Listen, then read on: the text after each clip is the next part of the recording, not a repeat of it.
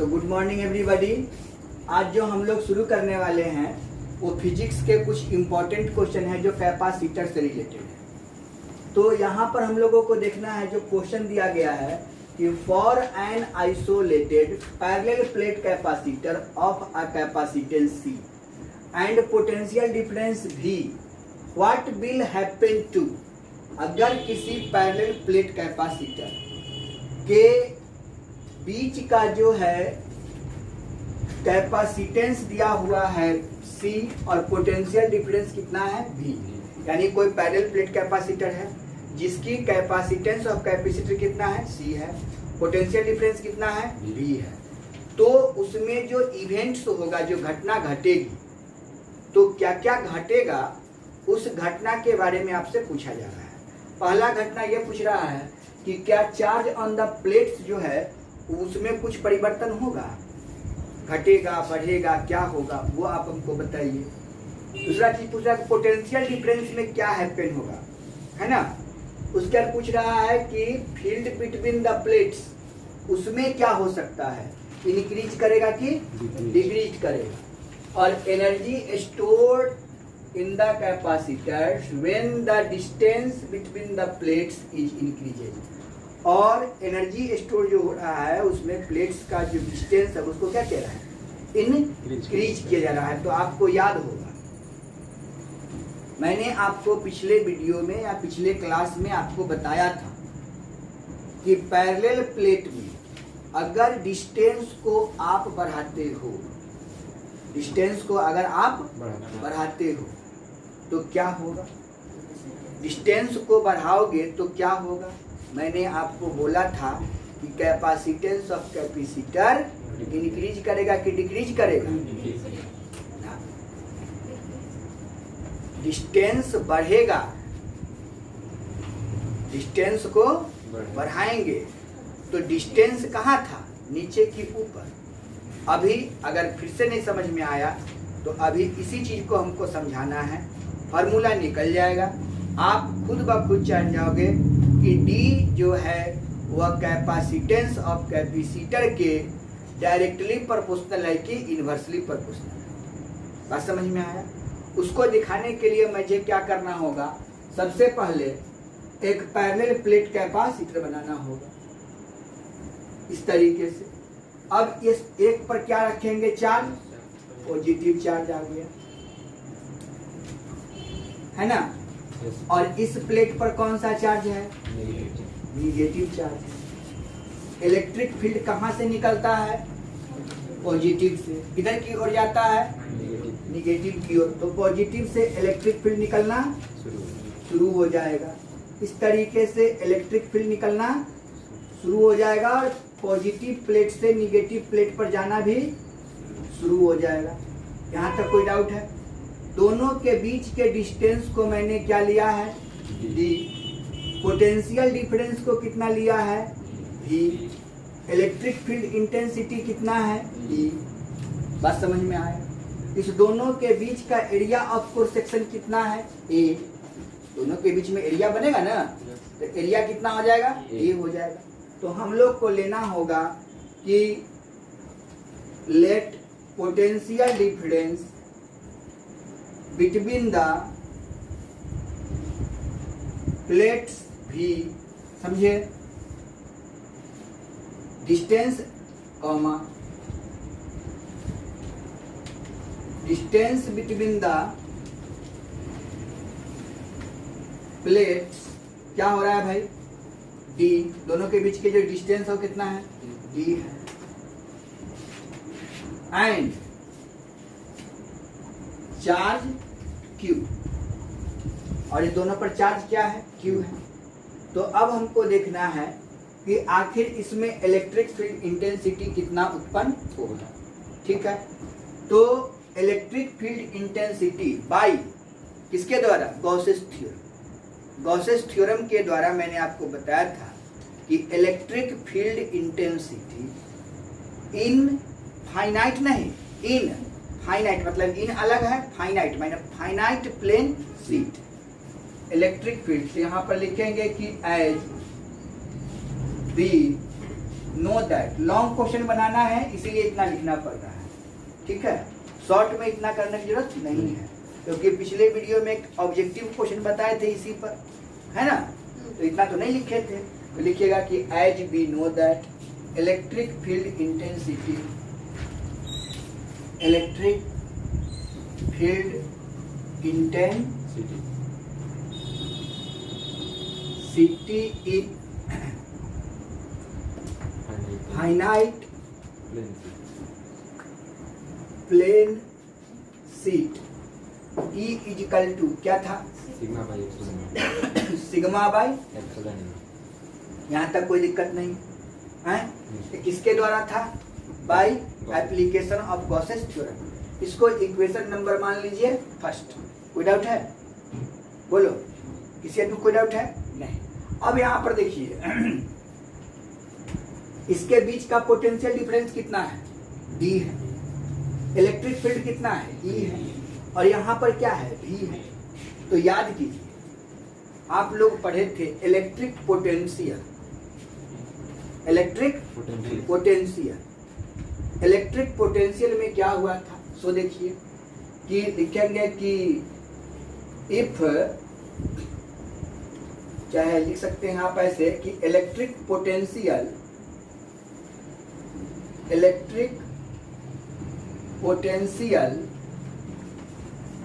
Between the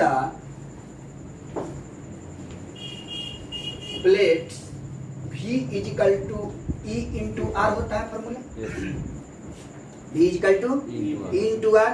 यहाँ पर R किसके बराबर है, D के बराबर है। तो यहाँ पर V इजिकल टू कितना हो जाएगा, E इंटू D, और इसको इक्वेशन नंबर सेकेंड मान, समझ गए। अब यहाँ से वैल्यू अगर E का निकालते हैं तो क्या हो जाएगा, E equal to V by D होगा कि नहीं।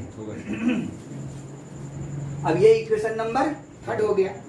तो ये इक्वेशन नंबर फर्स्ट और ये इक्वेशन नंबर थर्ड है। यहाँ भी E है और यहाँ भी E है ना। तो हम क्या करेंगे, from equation first and third, तो क्या हो जाएगा, sigma by epsilon naught equal to V by D हो जाएगा, हैं? yes. अब हमको क्या निकालना है, हमको क्या निकालना है, ऊपर पढ़िए। हमको निकालना है कि for an isolated parallel plate capacitor of capacitance C, मतलब कि जिस समय कैपेसिटर और कैपेसिटेंस आपके पास C होगा, पोटेंशियल डिफरेंस V होगा, तो उस समय का स्थिति बताइए कि चार्ज ऑन द प्लेट्स क्या होगा, चार्ज ऑन द प्लेट्स क्या होगा, यही आपसे पूछ रहा है। तो चलिए हम लोगों को सबसे पहले तो कैपेसिटेंस ऑफ कैपेसिटर निकालना होगा। तो कैपेसिटेंस ऑफ कैपेसिटर कहाँ से मिलता है, तो V से मिलता है, क्योंकि V का ही फॉर्मूला होता है V equal to Q by C। तो मैंने C आया, C आया ना। तो चलिए, तो अब इसको हम लोग थोड़ा सा सॉल्यूशन कर लेते हैं। तो क्या मिलेगा, sigma into D equal to V into epsilon naught. तो यहाँ से V का वैल्यू निकालोगे बाबू, तो sigma into D by epsilon naught नहीं करोगे, करोगे कि नहीं करोगे।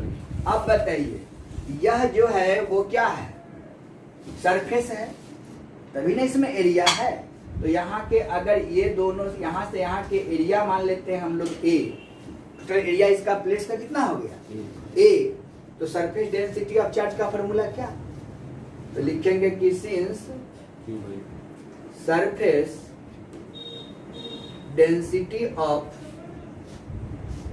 चार्ज सिग्मा इजिकल टू क्या फॉर्मूला होता था सर, Q बाई A होता था। तो सिग्मा के स्थान पर कितना लिख देंगे, Q बाई A। तो V इजिकल टू हो गया Q into D by A into epsilon not. Clear. अब हमको चाहिए कैपेसिटर, तो यहाँ पर लिख देंगे कि V इजिकल टू होता है Q बाई C। तो यहाँ पर आप रखिए मान V की जगह पर Q by C equal to Q into D by A into epsilon naught. Q से Q क्या हो गया, कट गया। तो यहाँ से C का मान कितना निकल गया, hence C equal to A into epsilon naught by D। C का मान निकल गया। अब बताइए यहाँ पर कोई चार्ज है क्या? चार्ज यहाँ पर है सी के केस में? चार्ज यहाँ पर नहीं। जब चार्ज नहीं है तो चार्ज ऑन द प्लेट्स क्या हुआ? चेंजिंग नहीं होगा। Charge and on the plates will not be change. बात समझ में आया? कोई दिक्कत है? तो इस तरीके से हम लोग ने क्या देखा कि ये फॉर्मूला प्रूफ करने के लिए भी कई एक बार पूछा है, लॉन्ग क्वेश्चन आपसे पूछ सकता है कि to find the parallel plate capacitor, या पूछ सकता है कि for an isolated parallel plate capacitor C and potential difference V, what will happen to capacitance of capacitor. तो उस केस में कैपेसिटेंस ऑफ कैपेसिटर का हैपन निकाल दीजिएगा, है ना, यही होगा। और इसके बारे में आप यहां से देखिए, अगर आप एरिया को इंक्रीज कराओगे तो कैपेसिटेंस क्या होगा? इंक्रीज कर जाएगा।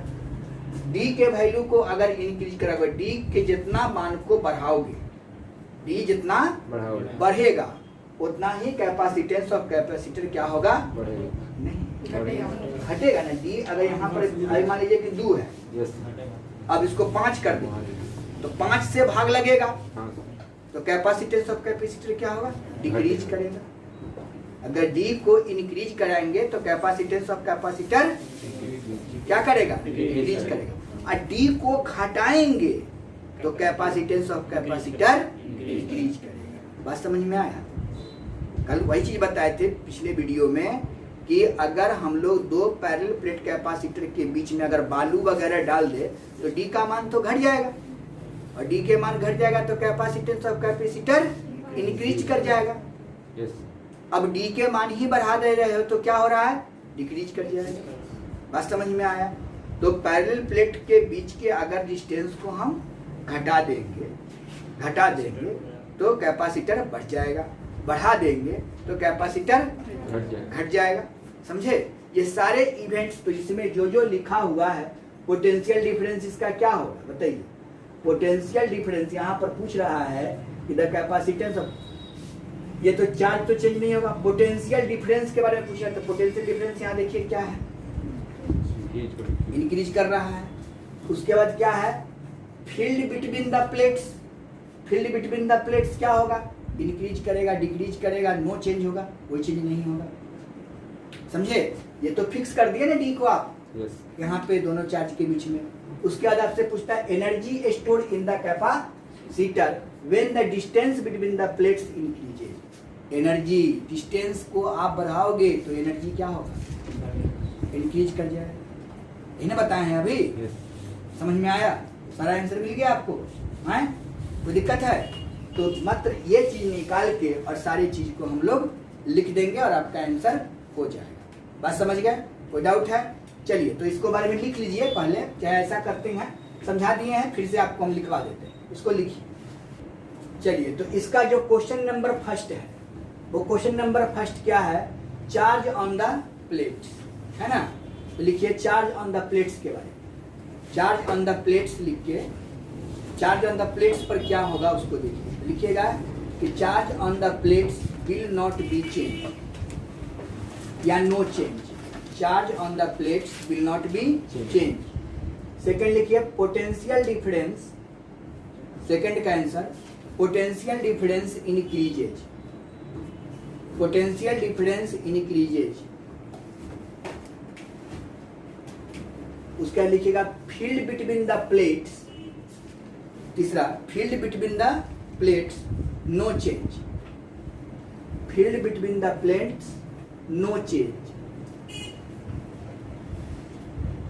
Field between the plates no change. और चौथा है आपका energy store in the capacitor. तो लिखिएगा energy store in the capacitor, energy store in the capacitor of the capacitance increases, of the capacitance increases, increases. ठीक, ये 4 क्वेश्चन था, चारों क्वेश्चन का आपको आंसर मिल गया। और इससे संबंधित और भी आपको कुछ बताए हैं वो भी आप समझ चुके हैं। चलिए तो हम लोग देखते हैं नेक्स्ट क्वेश्चन। अब जो है क्वेश्चन नंबर, वो क्वेश्चन नंबर 10 है आपके एनसीईआरटी का। एनर्जी स्टोर इन कैपेसिटर का जो फॉर्मूला लिखे U equal to half CV square. इसका यूज कैसे कीजिएगा उसके लिए क्वेश्चन लिख लीजिए। लिखिएगा a 12 pico farad capacitor is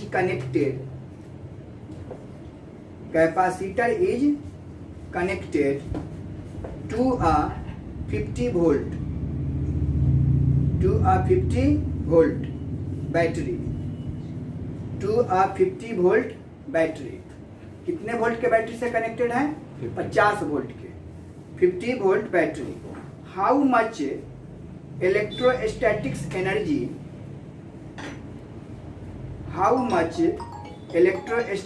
energy is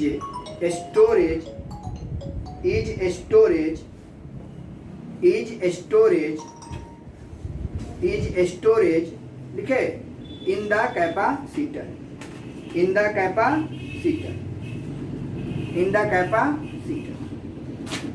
समझ गए? अब देखिए इसको कैसे बनाते हैं। सिंपल, इसको बनाने के लिए ज्यादा आपको परेशानी नहीं लेना है। इसमें क्या क्या दिया हुआ है उसको देख लीजिए। C इक्वल टू कितना दिया हुआ है? 12 पिको फैराडे है ना। तो देखिए इसमें C का ये क्वेश्चन नंबर हो गया आपका कितना नंबर क्वेश्चन है? 10। NCERT के क्वेश्चन नंबर 10 है। C इक्वल टू दिया हुआ है 12 पिको फैराडे। पिको फैराडे को पहले हम लोग चेंज करेंगे इसमें फैराडे। तो क्या लिखेंगे? 12 into 10 to the power -12 farad. ठीक है। अब हमको ये हो गया फैराडे में इसको चेंज कर लिए और इसको कितने वोल्ट के बैटरी से कनेक्ट किया गया है सर? तो इसको कनेक्ट किया गया है 50 वोल्ट के बैटरी से। तो इसमें जो एनर्जी स्टोर होगा वो कितना? तो एनर्जी स्टोरिंग कैपेसिटर का फॉर्मूला हाफ CV स्क्वायर। इसको रट जाइएगा, बहुत इंपॉर्टेंट फॉर्मूला है, खूब पूछता है एग्जाम में। तो अब यहाँ पर लिख लीजिएगा 1/2 into 12 into 10 to the power -12 into 50 है तो 50 का क्या कर दीजिएगा? स्क्वायर कर दीजिए। सॉल्व करने के बाद जो आपका आंसर आएगा वही आंसर होगा, लेकिन आंसर का यूनिट किस में होगा? जूल में। क्यों? क्योंकि यह एनर्जी है। तो एनर्जी जो आएगा उतना जूल कर दीजिएगा, आंसर लिख दीजिएगा, यही आपका बनता है। समझ में आ गया? कोई दिक्कत है? तो इस तरीके से एनर्जी स्टोरिंग कैपेसिटर का भी हम लोग काम कर देंगे, है ना। चलिए देखो अब क्या है एनर्जी स्टोर इन कैपेसिटर का फॉर्मूला हम लोग क्या देखे? ध्यान दो, एनर्जी स्टोर इन कैपेसिटर का फॉर्मूला देखे हाफ CV स्क्वायर। ठीक, इसको दूसरे फॉर्म में कैसे लिखा जा सकता है वो देखिए। आपने क्या फॉर्मूला देखा है? आपने फॉर्मूला देखा है Q equal to C into V। देखे है ना, Q equal to C into V। तो अब अगर यहाँ पर हम लोग V के जगह पर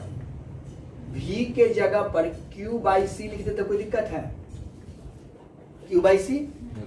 तो यहाँ पर energy storing capacitor half C into Q/C का होल स्क्वायर कर दीजिए। ठीक है। अरे V के जगह पर Q/C रख रहे हैं ना। अब इसको सॉल्व कीजिएगा तो half into C into Q square by C square, और एगो C से एगो C, तो फार्मूला क्या हो गया? Q square by 2C। समझ में आया? तो एनर्जी स्टोरिंग कैपेसिटर का ये भी एक फार्मूला। कोई डाउट है तो बताइए। चलिए अब यहाँ पर हम लोग ये देख लिए। आपने इसको अगर हम लोग क्या करते हैं, एनर्जी स्टोरिंग इन कैपेसिटर का तो फार्मूला हुआ ना। अब देखिए आपने पढ़ा है कि कैपेसिटर इन सीरीज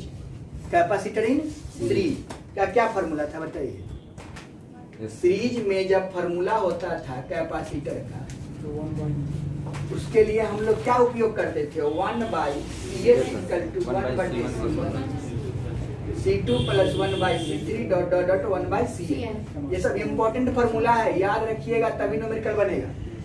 अगर किसी को पैरेलल में कनेक्ट कर दिया जाए इसी को पैरेलल में कनेक्ट कर दिया जाए इस तरीके से, तो भाई क्या होगा, इसके लिए फॉर्मूला हो जाएगा Cp equal to C1 plus C2 plus C3 dot dot dot C।